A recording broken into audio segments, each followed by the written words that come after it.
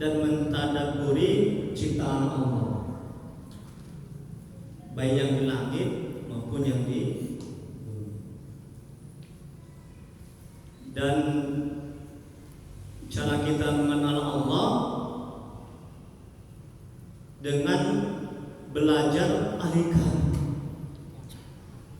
Ini Al-Hikam ini kitab yang sangat bagus dan terbaik untuk kita bisa mengenal Allah.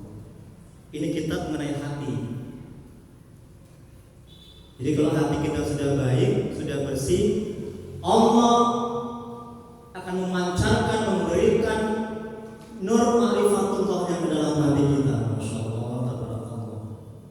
Jadi kita siapkan dulu hati kita. Kita bersihkan dulu hati kita, sehingga Allah memberikan nur ma'rifahnya ke dalam hati kita, sehingga kita bisa mengenal Allah. Allah tidak akan memberikan nur ma'rifahnya ke dalam hati kita kalau hati kita masih kotor dan banyak penyakit, iri, dengki, takabur, sombong, merasa hebat, merasa mulia, syirik, hati mesti cinta kepada dunia, lebih full cinta kepada istri ketimbang kepada Allah, Allah nggak akan berikan. Lebih cinta fokus kepada pekerjaan ketimbang kepada Allah, Allah nggak akan berikan. Nur ma'rifahnya ke dalam hati kita. Jadi kita siapkan dulu. Bagaimana caranya? Banyak bertobat. Yang kedua, banyak berzikir. Yang ketiga, banyak beramal ibadah, baik yang wajib maupun yang sunnah. Banyak baca Quran. Itulah cara kita mengenal Allah. Nanti di hikmah-hikmah berikutnya dijelaskan juga sama Al-Hikam. Tadi hanya 10 menit saya jelaskan bagaimana cara mengenal Allah. Nah, makanya Pak Haji, sabar ya Pak Haji ya. Nah, sampai hikmah yang ke 300. Kan baru hikmah yang pertama, Masya Allah. Saya senang, bersemangat untuk mengenal Allah. Ya, saya senang itu. Jadi, sebentar sabar Pak Haji. Alhamdulillah kan, tambah lagi kan, kan? Antusias lagi kan, jadi nggak akan ini apa namanya, nggak akan berbekas kita beramal ibadah. Kalau kita beramal ibadah tidak kita kenal siapa yang kita sembah, ya hanya berkewajiban saja. Jadi nggak akan berpengaruh pada watak, karakter, akhlak kita. Tapi kalau kita sudah mengenal Allah, Masya Allah, nikmat ibadah itu, manis ibadah itu, lezat ibadah itu, tenang hati itu. Karena kita merasakan kehadiran Allah, kita merasa ditatap oleh Allah, dilihat oleh Allah. Segala gerak-gerik kita dipantau oleh Allah. Masya Allah. Itu Pak Haji ya. Yang kedua Pak Haji, bagaimana kalau orang tidak mengenal Allah ibadahnya pintar. Jazakallahu khairan. Allahumma nasbaik. Ustaz, bagaimana amal ibadah orang yang tidak mengenal Allah? Masya Allah, bagus sekali pertanyaannya. Kita terjemah sini ya, sama kayak jemaah saya di Bumi Asri sama di Jalan Karya. Bagaimana amal ibadah kita? Bagaimana amal ibadah orang yang tidak mengenal Allah? Amal ibadahnya nilainya tidak tinggi di sisi Allah. Ya? Tidak tinggi di sisi Allah. Karena apa? Dan yakin orang yang beramal ibadah yang dia tidak mengenal Allah, yakin dan pasti tidak akan berpengaruh pada watak karakter dalam kehidupan dia sehari-hari. Dia akan merasa mulia, merasa hebat, merasa sombong, ujub. Dia akan memandang sebelah mata orang. Dia akan merasa pantas masuk surga karena dia tidak kenal siapa yang dia sembah. Jadi hanya nungging, habis sudah assalamualaikum, besok begitu lagi. Beda dengan orang yang beramal ibadah, dia mengenal kepada Allah. Itu akan merubah watak, karakter, dan kehidupan dia sehari-hari. Dia lebih tawadu, rendah hati, wajahnya lebih ceria, lebih tenang.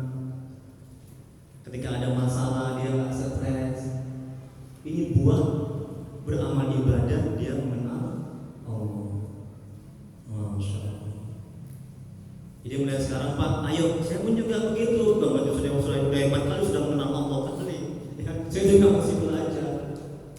Sama-sama kita, ya, perbaiki amal ibadah kita, dari bacaan kita, ya kan Pak Haji, dari makanan kita, yang ada makanan yang haram, ya kan, yang ada menzolimi orang, nyakiti orang, ya kan, dari pikirnya, cara wudhunya, istinjanya, segala macam, ya kan, semuanya diperbaiki. Allah kan melihat, ini hambaku ini betul-betul dia ingin mengenalku. Aku kasihlah ma'rifatnya kepada ke dalam hatinya. Gitu dia. Jadi Allah melihat kesungguhan kita. Wallahu a'lam bishawab. Hanya Allah yang Maha tahu jawabannya. Silakan Pak Haji.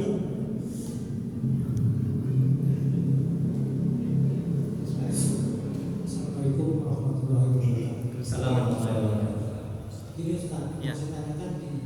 Kata Allah, kenali dulu dirimu baru kenali aku. Jadi kalau kita nggak mengenal diri kita, macam kita mengenal Allah. Makasih Ustaz. Masya Allah, tabarakallah.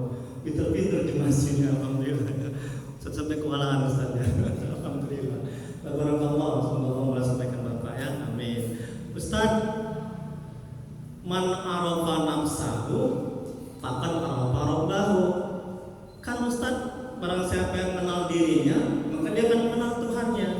Ya Pak Haji ya? Gitu Pak Haji ya? Iya. Barang siapa yang mengenal dirinya, dia tidak bisa bergerak kalau nggak digerakkan oleh Allah.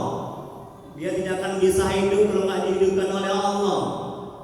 Dia tidak akan bisa melakukan sesuatu kalau nggak diberikan hidayah, petunjuk atas izin kehendak Allah. Jadi semuanya Allah.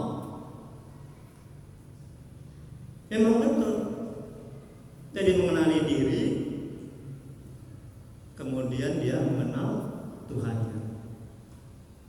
Bahwa segala sesuatunya itu dari Allah.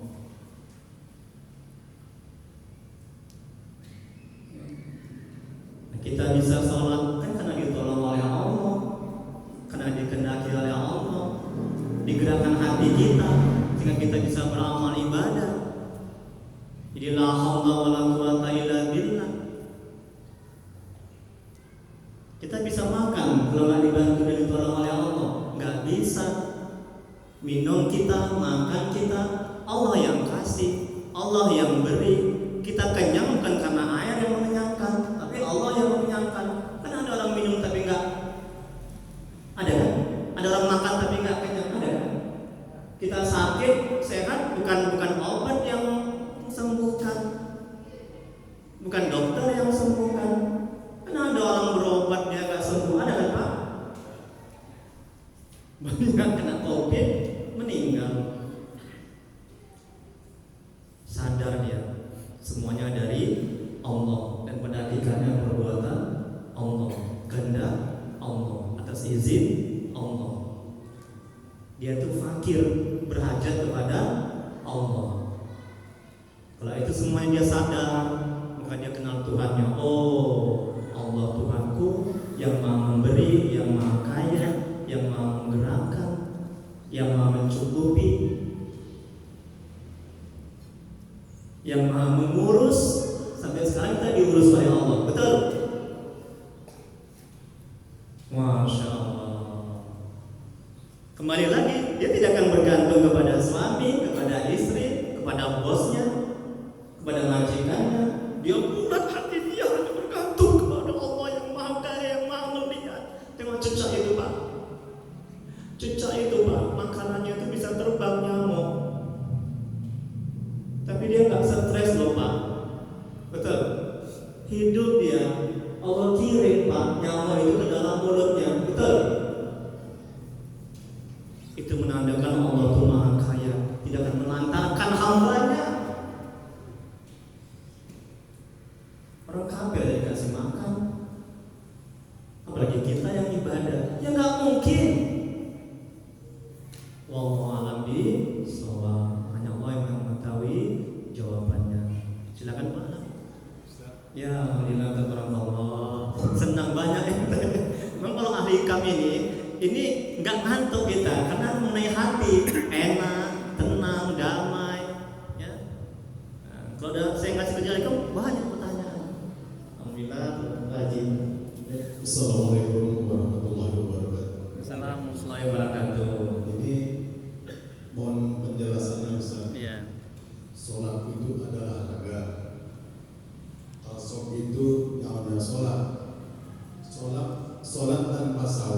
tanpa tasawuf ibarat tanpa nyawa. Mohon penjelasan. Terima kasih. Iya, masya Allah, tabarakallah. Semoga Allah membalas kebaikan Pak Haji. Salat itu adalah raga. Salat tanpa tasawuf ibarat tanpa nyawa. Raga tanpa nyawa. Nanti ini ada nih di hikmah berikutnya nih, ya.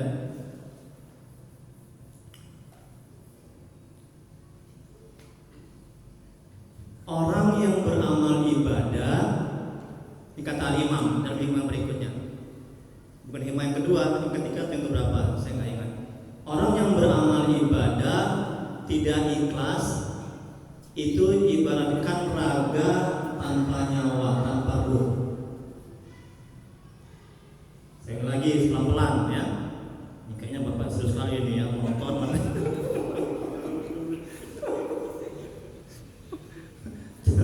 Tapi memang betul-betul harus fokus, nggak boleh ngantuk.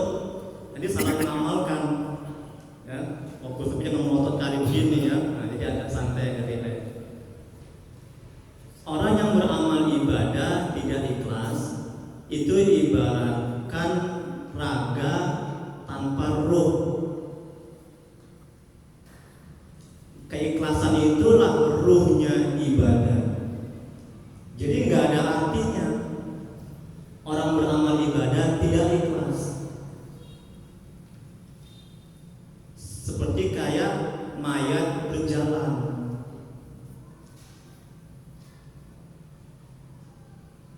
Ikhlas ini pekerjaan hati.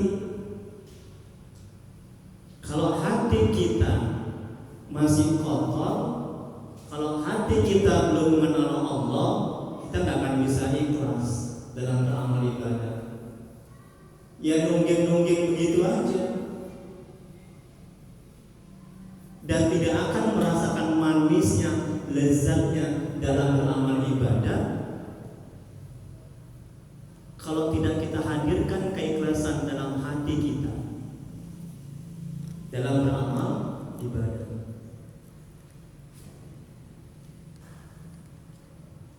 Jadi ikhlas itu adalah ruh.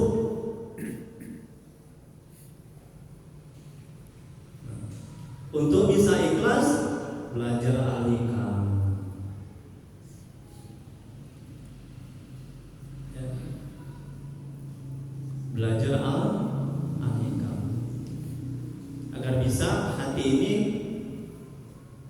ikhlas semata-mata menjunjung perintah Allah, betul. Semata-mata mengharapkan ridha Allah, semata-mata bergantung bersandar kepada Allah, tidak kepada amal ibadah kita, seperti yang kita jelaskan tadi. Ini salah satu untuk bisa ikhlas, jangan bergantung bersandar kepada amal ibadah. Insya Allah kita bisa ikhlas. Wallahu a'lam bishawab. Hanya Allah yang Maha mengetahui jawabannya. Ada lagi Pak Haji? Ya? Masya Allah. Kenapa tasawuf itu nyawanya sholat? Orang bisa hidup karena ada ruh. Tasawuf nyawanya sholat karena dalam ilmu tasawuf mempelajari tentang keikhlasan, tentang ketuhanan, tentang ma'rifatullah, mengenal Allah. Sekali lagi, bagaimana bisa kita menyembah Allah yang tidak kita kenal? Kira-kira Allah melihat salat kita enggak itu ya? Kita salat aja jungkir balik aja. Kita nggak tahu Allah itu Maha Penyayang, Maha Melihat, Maha Menggerakkan, Maha Menatap. Allah itu Maha Mengurus. Allah itu Maha Menghendaki. Semua perbuatan kita dalam sholat pada hakikatnya perbuatan Allah. Kita merasakan kehadiran Allah dalam hati kita ketika sholat, sehingga hati kita tidak melayang-layang kemana-mana. Ustaz, saya Saya sholat sering kali jemaah saya 2 apa 3 ya 2 apa 3 ya 3 apa 4 ya Ustaz, sering kali saya sholat Ustaz. Sebelum sholat nyari kunci. Ketika sholat, oh iya, kuncinya aku taruh di atas meja. Ini akibat orang sholat ibadah dia tidak kenal Tuhan.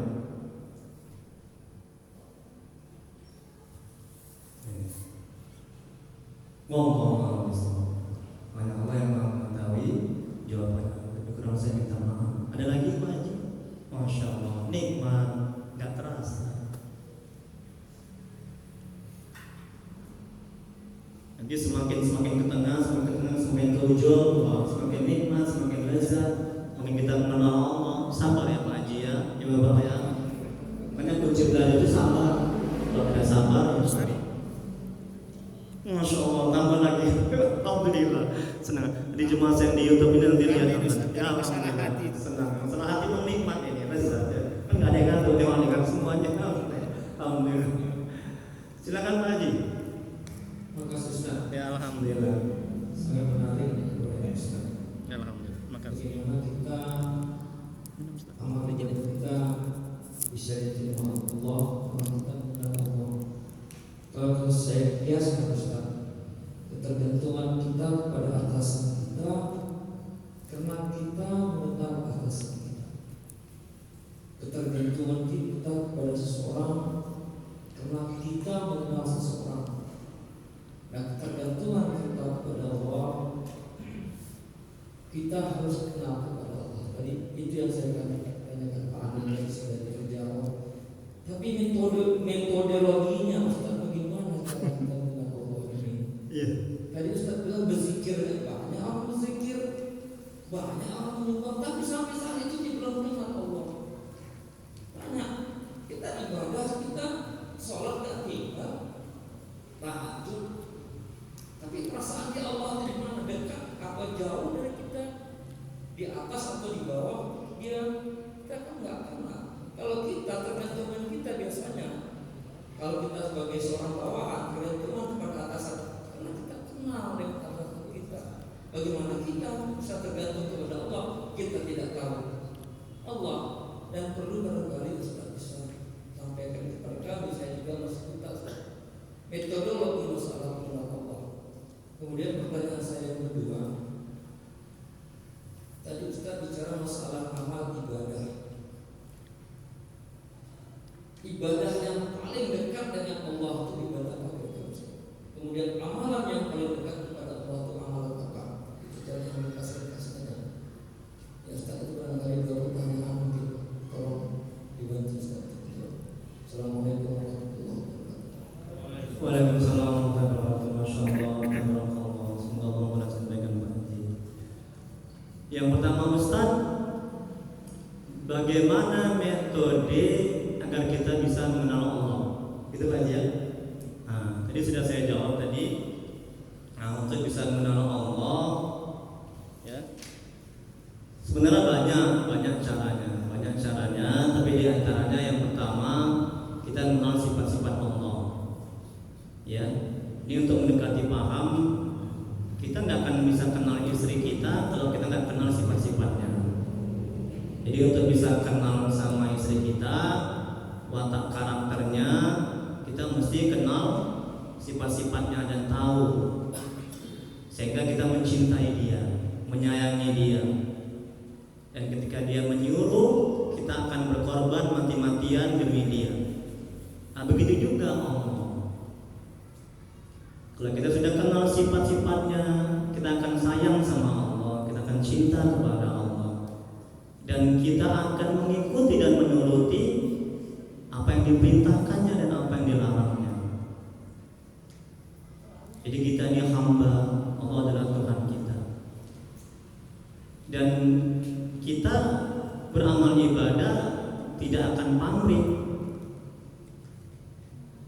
Ya. Kalau kita cinta dan sayang kenal kepada Allah, jadi ikhlas, murni semata-mata mengharap ridhonya, mengharap rahmatnya. Nah, kemudian di samping kita melalui sifat-sifat Allah, kita kenal, kita lihat ciptaannya, baik di bumi maupun yang di laut, maupun yang di darat. Kita lihat perbuatannya, kehendaknya, takdirnya, ketentuannya. Kita rasakan kebaikannya, kemurahannya.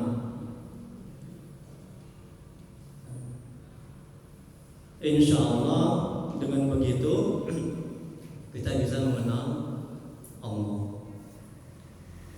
Kemudian berikutnya lagi, seperti yang saya jelaskan tadi, ma'rifatullah itu diberikan kepada Allah ke dalam hati kita, sehingga kita bisa mengenal Allah. Bukan karena amal ibadah kita, bukan karena tahajud kita, bukan karena zikir kita. Ma'rifatullah Allah berikan ke dalam hati kita. Ya. Tapi betul-betul ma'rifatullah itu karena memang kehendak Allah, Dia berikan kepada hambanya yang Dia inginkan. Ada yang tahajudnya sedikit, zikirnya sedikit, Allah berikan ke dalam hatinya ma'rifatullah sehingga dia bisa mengenal Allah. Ya. Ada juga orang yang zikirnya banyak, amal ibadahnya banyak, tahajudnya banyak, juga Allah berikan. Jadi yang penting jangan kita beramal ibadah untuk mengenal Allah, jangan. Berarti udah lain niatnya, betul kan? Jangan kita beramal ibadah untuk bisa dekat kepada Allah, jangan. Sudah lain niatnya.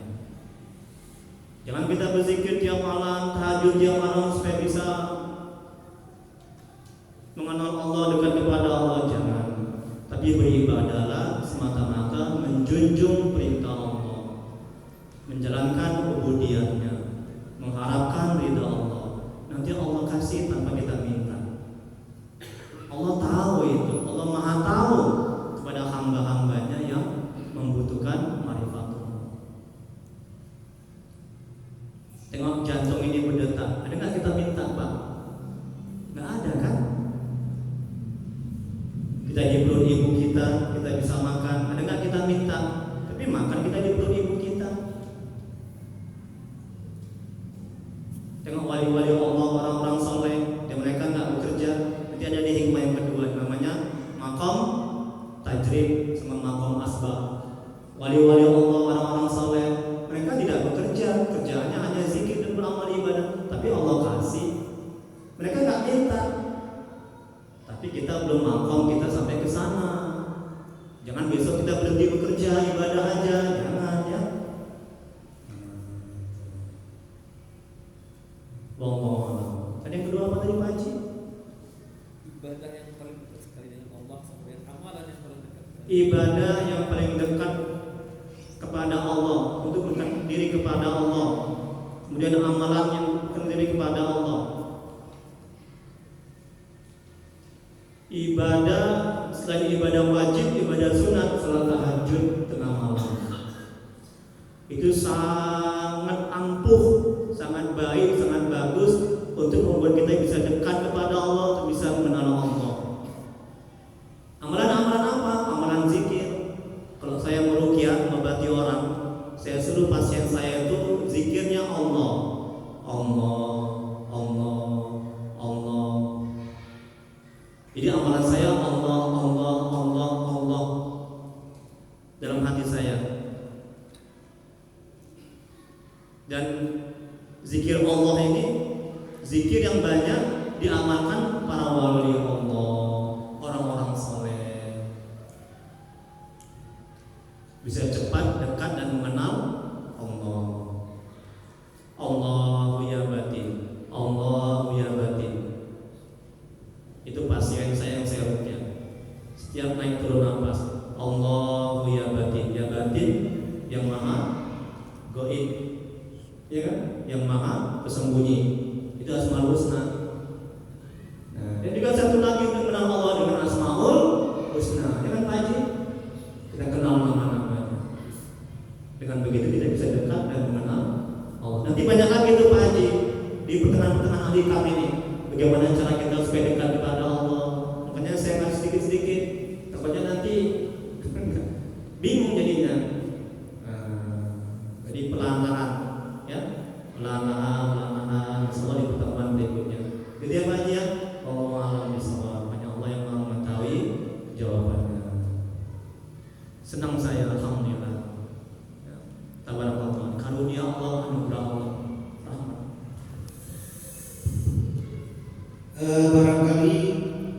sementara ini kita cukupkan sampai di sini dulu.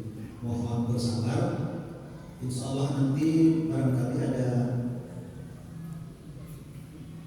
penyampaian dari BKM. Apakah akan ada kelanjutan daripada pengajian kita ini bareng dengan Ustaz kita ini? Silakan Pak.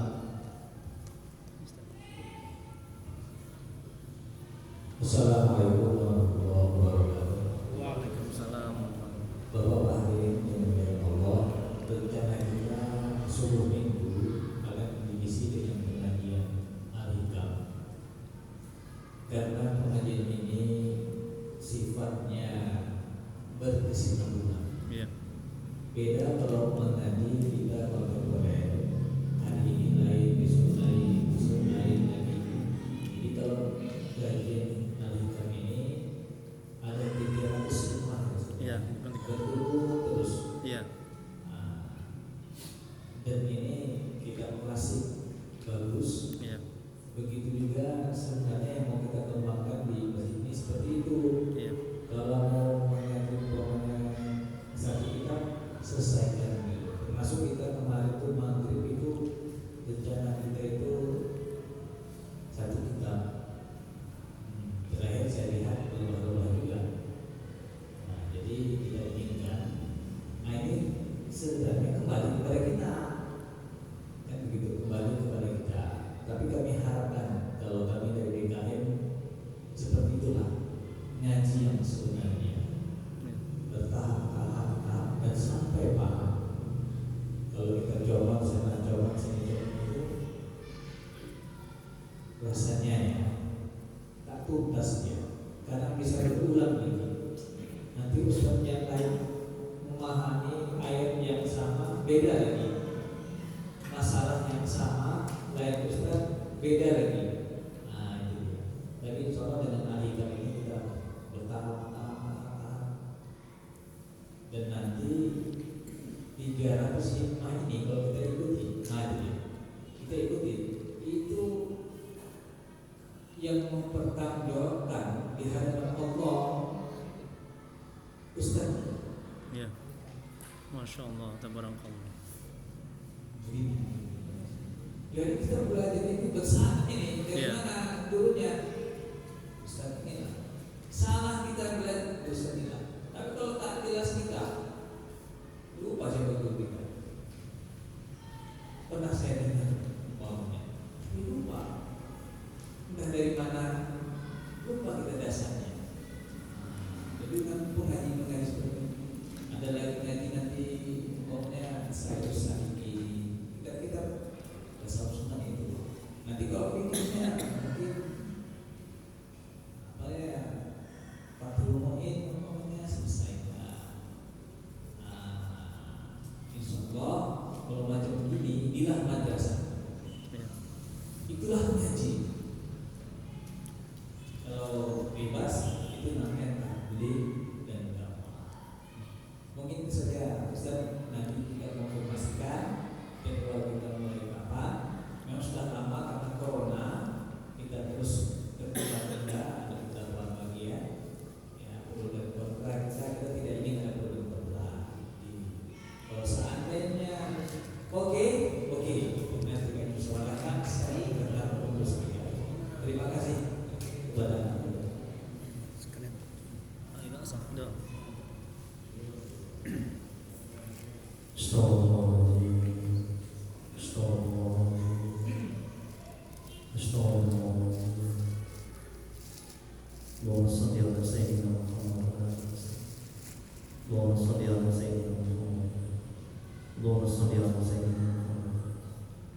Bismillahirrahmanirrahim. Alhamdulillahirabbil alamin. Ya Rabbana lakal hamdu kama yanbaghi li jalali wajhika wa 'azimi sultanik. Allahumma shalli ala sayyidina Muhammad wa ala ali sayyidina Muhammad. Ya Allah ya Rahman ya Rahim.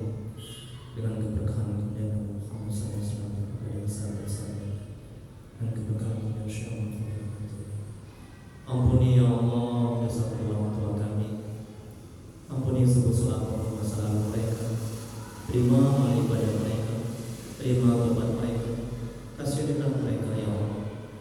Ya Allah, ya Allah, ampuni dosa orang tua kami yang telah mendahulukan. Jauhkan mereka dari siksa kubur. Jadikan kuburan mereka taman-taman surga. Tempatkan mereka di surga musbih surga ya Allah. Ya Allah, tolong ya Allah, mohon ya Allah. Ampuni dosa-dosa kami ya Allah. Ampuni sebesar apapun masa lalu kami. Terima amal ibadah kami. Terima tobat kami. Kasihanilah kami ya Allah. Murahkan rezeki kami dan berkati. Mudahkan urusan kami dan berkati. Panjangkan umur kami dan berkati ya Allah. Ya Allah yang Maha Menatap, jadikan keluarga kami keluarga yang sakinah mawaddah warahmah. Jadikan anak-anak kami anak yang saleh dan salehah. Jauhkan kami ya Allah dari musibah dan bala bencana. Jauhkan kami dari perbuatan syaitan, jin, dan orang-orang yang jahat kepada kami ya Allah. Ya Allah, tuntunlah hati kami agar bisa istiqomah di jalan-Mu. Mudahkan kami untuk bisa taat kepada-Mu. Kuatkan iman kami ya Allah untuk tidak buat maksiat kepada-Mu ya Allah. Ya Allah, mohon ya Allah, jangan Engkau jadikan hati kami bergantung dan bersandar kepada makhluk ya Allah. Mohon ya Allah, buat hati kami hanya bergantung bersandar kepada-Mu ya Allah, pada rahmat-Mu ya Allah, pada karunia-Mu ya Allah. Rabbana atina fid dunya hasanah wa fil akhirati hasanah wa qina adzabannar. Wa sallallahu ala sayyidina Muhammad wa ala alihi wasallam. Subhana rabbika rabbil izzati amma yasifun. Wassalamu ala mursalin walhamdulillahi rabbil alamin. Allahumma shalli ala sayyidina Muhammad. Taqabbalallahu minkum. Dan kurang saya mohon maaf. Assalamualaikum warahmatullahi wabarakatuh. Waalaikumsalam warahmatullahi wabarakatuh.